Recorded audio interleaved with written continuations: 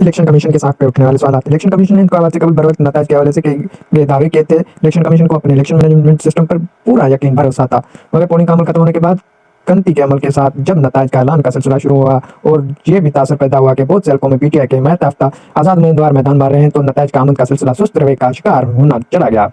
9 फरवरी के सुबह 4 बजे इलेक्शन कमीशन के जन्म से पहला नतीजे का ऐलान किया गया। उसके बाद भी नतायज के आमद का सिलसिला सुस्त रवैये का शिकार रहा। जैसा कि मियां नवाज शरीफ और पीटीआई के मैत याफ्ता उम्मीदवार डॉक्टर यास्मीन राशिद के माबिन होने वाले मुकाबले के नतायज 9 फरवरी के सुबह 10:30 बजे करीब आया। जब रात को नतायज सुस्त रवैये का शिकार होने के, तो उस वक्त मीडिया रिपोर्ट्स के मुताबिक यास्मीन राशिद के मियां नवाज शरीफ पर इब्तदाई तौर पर बदतरी बताई जा रही थी, मगर ताखीर के शिकार के बाद जब हतमी नतीजा आया तो मियां नवाज शरीफ भारी अक्सरियत से जीत गए।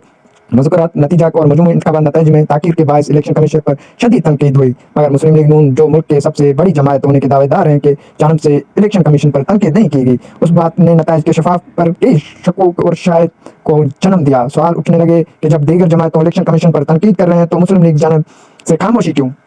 उससे ये तासर हुआ कि नताइज में सुस्त रवैये से मुस्लिम लीग नून को फायदा हो रहा है। ज़्यादातर कराची और पंजाब के नताइज सुस्त रवैये का शिकार हुए। डॉक्टर सुरबश्त रईस कहते हैं कि इलेक्शन के किसी हद तक शफाफ होंगे, ये तो पहले ही पता चल चुका था। किस नताइज की सुस्त रवैये ने निकाल दी। वाज़ेह है कि पोलिंग डे पर इंटरनेट सर्विस की बंदिश ने भी काफ़ी अफवाहों को जन्म दिया।